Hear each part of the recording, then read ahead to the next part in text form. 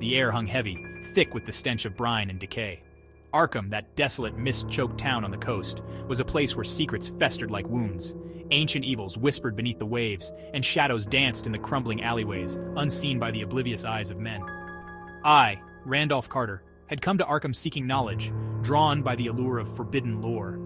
My quest led me to dusty tomes and forgotten manuscripts, their pages filled with tales of a time before time. I sought answers to questions that gnawed at my sanity. One name echoed through my research. A name whispered with fear and reverence. Ethan Winthrop, the terrible old man. He was said to possess knowledge beyond human comprehension, a repository of ancient secrets and forbidden rituals. Some deemed him a scholar, others a sorcerer. I yearned to meet this enigmatic figure, to delve into the depths of his knowledge, even if it meant confronting the darkness that clung to him like a shroud. Little did I know that my pursuit of knowledge would lead me to a terrifying truth. The Arkham Public Library, a Gothic monolith of granite and dust, became my sanctuary. Its high vaulted ceilings and the musty scent of aging paper provided a strange comfort as I delved deeper into the mysteries surrounding Ethan Winthrop. Local legends painted him as a recluse, a pariah dwelling in a dilapidated mansion on the outskirts of town. Days turned into nights as I pored over crumbling texts, searching for any mention of the terrible old man. The librarians, their faces etched with a perpetual gloom, eyed me with suspicion. They seemed to sense the darkness I sought, the forbidden knowledge that could shatter the fragile veil of reality. One evening, as I sat hunched over a particularly ancient volume, a voice rasped from the shadows. It belonged to a hunched figure, his face obscured by the dim light. He spoke of Ethan Winthrop, his voice a low growl that sent shivers down my spine. He claimed to have known the old man, to have witnessed firsthand the extent of his arcane knowledge, but he warned me of the price one paid for such forbidden insights. Some secrets, he hissed, are best left buried. Intrigued and more than a little apprehensive, I followed the stranger's cryptic directions. They led me to the outskirts of Arkham, where crumbling stone walls and gnarled trees marked the boundary of the Winthrop estate. The mansion loomed before me, a skeletal silhouette against the dying light. Its windows were dark, lifeless eyes staring out from a weathered face. The stranger, who refused to reveal his name, spoke of a hidden chamber within the mansion, a chamber where Ethan Winthrop had conducted his most secret rituals.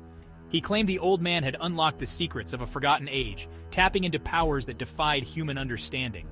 As he spoke, his voice grew fervent, his eyes gleaming with a disturbing light.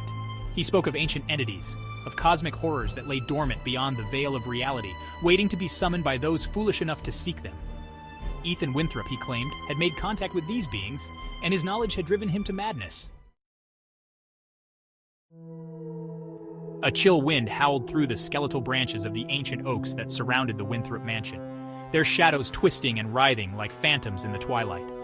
The air grew heavy with a palpable sense of dread as I stepped onto the grounds, my footsteps crunching on the gravel path.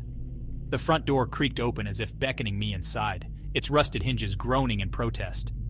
Dust motes danced in the faint shafts of moonlight that pierced the gloom of the foyer, illuminating cobwebs and decaying grandeur. The air hung heavy with the scent of mildew and decay, a testament to years of neglect. I could sense the stranger's gaze upon me, his presence both reassuring and unsettling. He seemed to draw strength from this place, his frail form straightening as we ventured deeper into the bowels of the mansion. With each step, the silence grew more oppressive, broken only by the sound of our own breathing and the distant scuttling of unseen things within the walls. Despite the growing unease in my gut, I found myself strangely reliant on the stranger. His knowledge of the mansion, of Ethan Winthrop's life and habits, proved invaluable as we navigated the labyrinthine corridors. He moved with a surprising agility for one so seemingly frail, his steps light and purposeful. He led me through dusty drawing rooms, their once opulent furnishings now shrouded in cobwebs and decay, and past a grand dining hall where the spectral echoes of long-gone feasts seemed to linger in the air. We ascended a creaking staircase, its steps worn smooth by the passage of countless footsteps, both living and perhaps something else entirely. The stranger spoke in hushed tones, his voice a dry rasp that seemed to cling to the shadows. He told me of Ethan Winthrop's obsession with ancient civilizations, of his expeditions to remote corners of the globe in search of lost cities and forgotten temples. He spoke of the artifacts Winthrop had brought back, artifacts imbued with a power that chilled me to the bone. Our search led us to what had once been Ethan Winthrop's study. Bookshelves lined the walls, their contents a testament to the old man's thirst for knowledge. Ancient tomes bound in leather and iron, their pages filled with cryptic symbols and diagrams, promised forbidden insights and arcane wisdom. The stranger gestured towards a massive oak desk, its surface scarred and stained. He spent countless hours here, he whispered, his voice barely audible above the rustling of the wind outside, poring over his research, trying to unlock the secrets of the universe. A sense of anticipation, of dread mingled with excitement, coursed through me as I examined the objects scattered across the desk. A magnifying glass lay beside a leather-bound journal, its pages filled with spidery handwriting. A strange, metallic device, its purpose unknown, sat atop a pile of yellowed parchment. The stranger pointed to a series of intricate carvings on the desk's surface. "These symbols," he said, his voice trembling with a mixture of fear and awe, "they hold the key to finding what you seek." The symbols on the desk, when deciphered, revealed a hidden mechanism.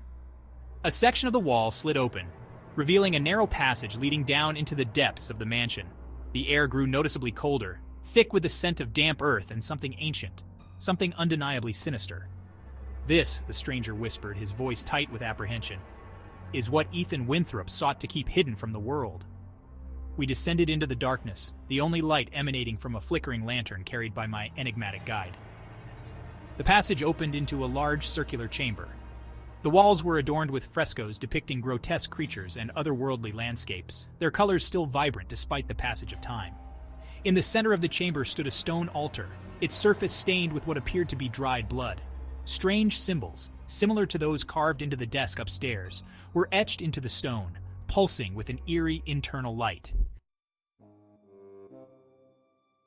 The stranger, his face pale and drawn in the flickering lantern light, began to chant in a language I did not recognize. The air crackled with energy, and the symbols on the altar pulsed with an even brighter light. A sense of overwhelming dread washed over me, a primal fear that seemed to claw at the edges of my sanity.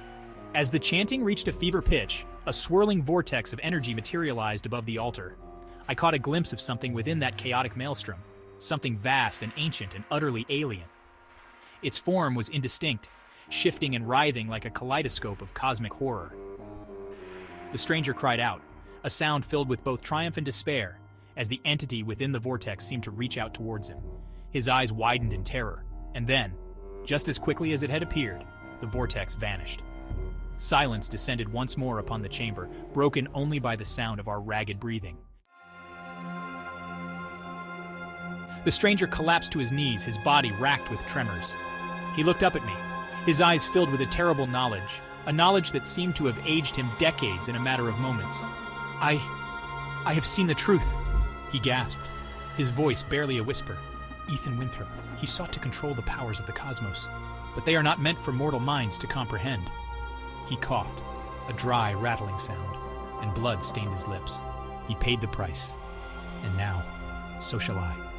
With a final shuddering breath, the stranger slumped forward, his body still. The lantern clattered to the stone floor, plunging the chamber into darkness. I was alone, surrounded by the echoes of ancient rituals and the lingering presence of something vast and unknowable. I fled that accursed place. The images of the ritual chamber seared into my mind. The stranger's warnings echoed in my ears, a chilling reminder of the price of forbidden knowledge.